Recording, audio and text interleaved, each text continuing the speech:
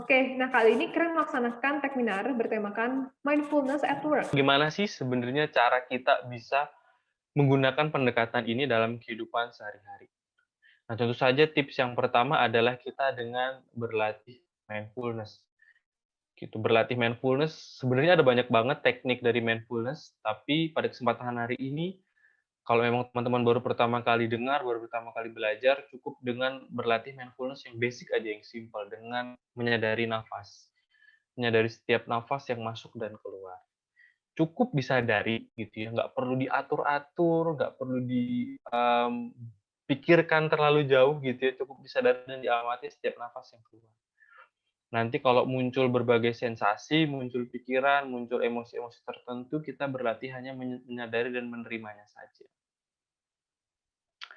Nah, dan lakukan ini rutin gitu ya, sebelum teman-teman mulai bekerja misalnya, atau setelah bangun tidur gitu ya, sebelum teman-teman mulai beribadah gitu, atau ketika bangun tidur terus misalnya sholat atau berdoa gitu, teman-teman bisa menyisipkan latihan mindfulness di akhir gitu. Jadi mengawali aktivitas, teman-teman jadi lebih tenang, lebih clear, lebih jernih. Nah, tips yang kedua, nah ini tips yang menarik nih, adalah jadilah single tasker gitu ya. Nah, zaman sekarang gitu, saya juga heran gitu ya, zaman sekarang orang begitu mengglorifikasi gitu ya, atau mendewa-dewakan multitasking. Seolah-olah ketika orang melakukan multitasking, dia produktif gitu ya, dia mampu mengerjakan banyak hal di satu waktu. But actually gitu ya, sesuai dengan banyak penelitian gitu ya, teman-teman bisa cari, semua hampir setuju bahwa multitasking itu sebenarnya tidak menjamin produktivitas gitu. Dan bahkan multitasking itu cenderung membuat kita masuk ke dalam jebakan multitasking. Ketiga adalah kita mengembangkan growth mindset gitu. Nah, ini kalau teman-teman suka bukunya Carol Dweck gitu, teman-teman bisa baca gitu. Ini juga cukup booming di masa pandemi gitu ya. Nah, Carol Dweck menjelaskan bahwa sebenarnya ada dua tipe sudut pandang gitu, fixed mindset dan growth mindset. Nah, fixed mindset meyakini bahwa bakat dan kecerdasan seseorang itu adalah hal yang tidak dapat berkembang gitu ya. Dia cenderung tipikal yang menyerah pada kondisi diri, menyerah pada situasi dan keadaan. Sedangkan growth mindset meyakini bahwa bakat dan kecerdasan itu sebenarnya bisa berkembang kalau terus dilatih. Tips yang keempat, berteman dengan tekanan. Nah, ini menarik gitu ya. Kalau pendidikan yang lain gitu ya, atau pendekatan yang lain gitu ya, atau saran-saran motivator yang lain gitu ya. Tekanan itu harus dilawan, harus dihadapi gitu, harus dikalahkan gitu. Nah, kalau di pendekatan mindfulness kita lebih damai, lebih smooth. Justru kalau bisa kita berteman dengan tekanan atau berteman dengan stres. Karena kenapa? Karena secara psikologi pun sudah dijelaskan gitu ya, bahwa stres dan tekanan itu adalah keniscayaan dalam hidup. Atau stres dan tekanan adalah sesuatu yang tidak bisa kita hindari dalam hidup. Dalam hidup pasti akan selalu ada stres, pasti akan selalu ada tekanan. Itu adalah hal yang lumrah. Gitu. Bahkan menurut penelitian nih, penelitian di 360 orang di Universitas Wisconsin Medicine gitu. Nah, di situ dia menjelaskan bahwa meneliti gitu ya perbandingan bagaimana sudut pandang orang terhadap stres. Nah, ternyata orang yang memandang stres sebagai hal yang negatif itu cenderung lebih cepat mati mungkin bahasa kasarnya ya, atau tingkat kematiannya lebih tinggi gitu daripada orang-orang yang memandang stres sebagai hal yang lumrah dan justru sebagai hal yang penting gitu ya untuk kita belajar semakin bertumbuh dalam kehidupan. Nah, ini ada kaitannya juga dengan growth mindset tadi. Nah, ini tips yang keempat. Nah, tips yang kelima, nih ini tips yang terakhir. Lalu kalau misalnya saya sudah berusaha untuk berteman dan berdamai dengan stres gitu ya, tapi tetap saya merasa terbebani, merasa tertekan, merasa nggak bisa mikir dengan jernih gitu ya, apa yang bisa saya lakukan? Nah, teman-teman bisa praktikan mindful stop gitu. Stop stop sendiri itu adalah akronim atau singkatan gitu ya. Nah, jadi bayangkan misalnya ketika teman-teman sedang ada di kondisi yang penuh beban, penuh tekanan gitu ya, dikejar deadline, waktunya mepet, sementara banyak hal yang belum dikerjakan gitu ya. Lakukan stop ini. S yang pertama adalah stop itu sendiri, gitu. teman-teman berhenti dulu dari berbagai aktivitas. Nah, terkesan paradoksal ya. Wah, ini saya lagi dikejar deadline, lagi panik kok malah disuruh berhenti ngapa-ngapain, gitu. Nah, yakinlah gitu ya, bahwa ketika teman-teman melanjutkan aktivitas, di saat teman-teman sedang panik dan penuh emosi, biasanya pekerjaannya menjadi tidak optimal. Atau kalaupun selesai, mungkin teman-teman mengalami masalah lain gitu ya, misalnya jadi berkata-kata kasar gitu ya, relasi dengan rekan kerja jadi bermasalah dan lain sebagainya. Jadi stop, jeda sejenak 5-10 menit gitu ya. Lalu kemudian T yang kedua adalah take a deep breath, atau kalau bahasa Indonesia kan T bisa juga di bahasa Indonesia kan ditranslate sebagai tarik nafas yang dalam. Tarik nafas selama beberapa saat gitu ya. Coba aware ketika teman-teman mulai menarik nafas dan menyadari nafas yang masuk dan keluar, terjadi perubahan-perubahan sensasi dalam tubuh gitu ya. Misalnya tadinya keringetan jadi mulai mendingin suhu tubuhnya gitu. Detak jantungnya mulai mereda gitu ya, mulai nggak terlalu cepat gitu ya. Mulai nggak panik, mulai nggak keringat dingin gitu ya. Nah, setelah teman-teman take a deep breath, teman-teman bisa masuk ke yang ketiga, O, observe. Tapi pastikan teman-teman sudah tenang dulu, sudah clear dulu. Lalu O, observasi, coba amati pikiran apa yang muncul saat itu, emosi apa yang muncul saat itu, terus kemudian amati juga kejadian saat itu seperti apa, kondisinya bagaimana, gitu ya. Nah, biasanya di momen ini perlahan-lahan akan muncul insight gitu ya, atau ide gitu ya, atau solusi gitu ya, atau pengetahuan yang berasal dari dalam diri. Gimana sih stres itu bagaimana sih stres itu terjadi? Di sini ada namanya model stres yang namanya General Adaptation Syndrome dari Selye. Itu beliau membagikan tahap-tahapan terjadinya stres. Yang pertama adalah alarm, yang kedua ada resistance, yang kedua, selanjutnya adalah exhaustion. Jadi di tahap alarm ini kita mempersepsikan lingkungan kita atau kalau dalam dunia kerja tuntutan kerja itu sebagai suatu hal yang lebih besar daripada kapasitas kita untuk melakukan tuntutan tersebut. Nah, ketika hal itu terjadi, uh, otak kita itu mempersepsikan tuntutan yang sangat besar ini itu sebagai ancaman. Nah, ketika itu terjadi, otak kita mengaktifkan ada namanya sistem saraf, namanya sistem saraf simpatetik. Nah, ketika sistem saraf simpatetik ini diaktifkan, hormon-hormon stres seperti kortisol dan adrenalin itu dipacu ke tubuh kita. Hasilnya, napas kita menjadi lebih cepat, jantung kita berdenyut lebih cepat, pupil mata kita melebar, dan otot-otot di seluruh tubuh kita itu menjadi tegang.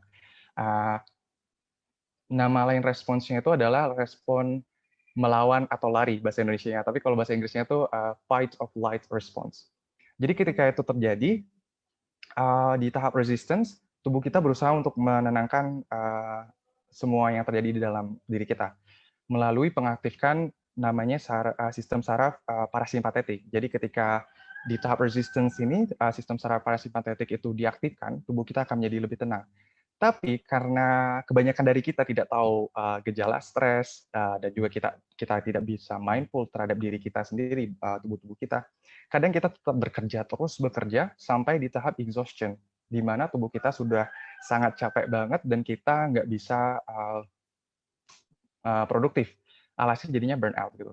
Jadi di mana sih peran mindfulness pada stres ini? Perannya itu adalah di fase awal, yaitu alarm.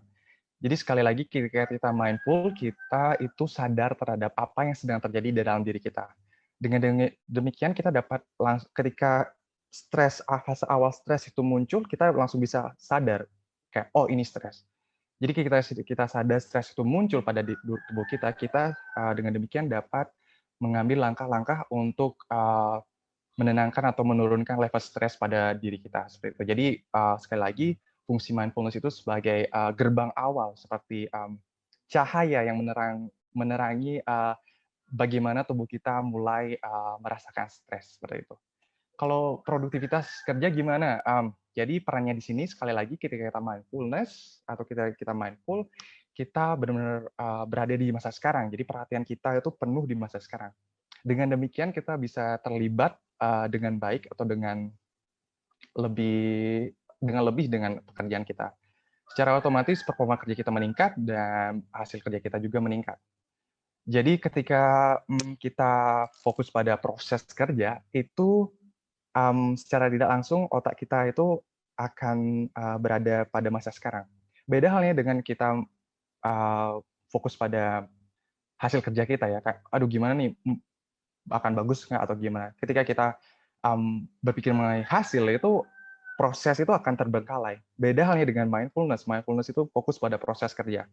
Nah, secara tidak langsung ketika kita fokus, bukan fokus ya, menaruh perhatian pada proses kerja kita, secara tidak langsung hasil kerja kita itu akan baik. Jadi untuk menghindari stres kerja, salah satu caranya itu adalah untuk menaruh perhatian pada proses atau apa yang sedang kita lakukan. Hasilnya itu akan mengikuti. Ketika proses baik, hasil pun akan baik. Seperti itu. Oke, saya punya 6 menit lagi. Gimana sih cara memperhatikan mindfulness ketika bekerja? Itu ada banyak banget caranya, tapi aku suka ngelakuin 3 cara ini sih. Dulu aku sempat kerja kantoran di Surakarta. Nah, jadi ketika dari satu kegiatan-kegiatan lain itu aku biasanya pakai meditasi koma. Jadi meditasi koma itu dapat diterapkan setelah melakukan pekerjaan dan akan menuju ke pekerjaan lainnya. Jadi itu kayak koma, namanya koma, jeda gitu. Jadi misalnya mau dari kerja atau mau nyelesain laporan, habis itu mau ke bank gitu. Jadi sebelum ke bank, sebelum kita beranjak, coba lakukan meditasi koma. Singkat banget, habis itu baru kita proses ke perjalanan ke bank. Seperti itu. Ada meditasi lain, bukan meditasi, ini cuma kayak pelatihan kesadaran, 2 kaki dan 1 napas itu bisa lakukan kapan aja, berdiri ataupun duduk. Jadi kita pusatkan perhatian kita pada 2 kaki kita, dan juga pusatkan perhatian pada 1 napas saja. Jadi tarik, keluar, setelah itu kita lanjut ke pekerjaan lainnya. Mindfulness makan juga sama, ketika kita lunch atau makan siang, kita bisa memperhatikan mindfulness juga dengan menaruh perhatian pada rasa, tekstur, segala macam yang kita makan. Seperti itu. Oke, panitia, saya masih punya waktu 4 menit, boleh coba meditasi komanya? Boleh, 2 menit boleh. aja. Boleh ya, oke. Oke, jadi meditasi koma ini sama sih sama meditasi yang dibagikan sama Kak Putra tadi, tapi ini lebih singkat dan perhatiannya juga cuma ke tubuh sama nafas. Oke, kalau gitu teman-teman sekalian, Bapak Ibu, boleh ambil posisi duduk yang baik. Diusahakan untuk tegak kalau bisa. Kalau misalnya duduk di kursi seperti saya itu agak ke depan dikit supaya nggak bersandar. Oke, kalau udah, mata boleh dibuka ataupun ditutup, terserah. Oke, kalau sudah, coba rasakan seluruh tubuh teman-teman. Rasakan bagaimana posisi teman-teman duduk, dan taruh perhatian pada seluruh tubuh.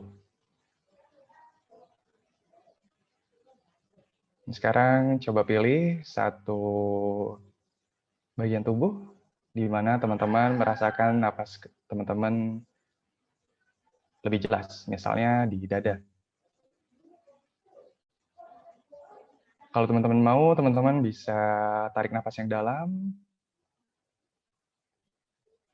dan keluarkan.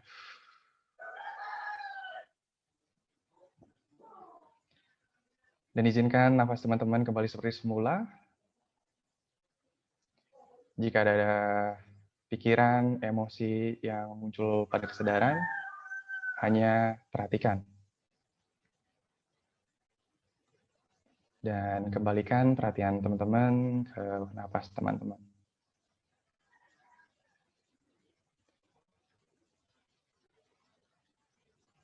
Oke, kalau sudah, teman-teman bisa buka mata kalau menutupnya tadi. Dan itu meditasi koma dari saya. Jadi itu bisa diterapkan ketika kita selesai melakukan pekerjaan ke pekerjaan lain. Jadi sebagai jeda saja di rutinitas kita.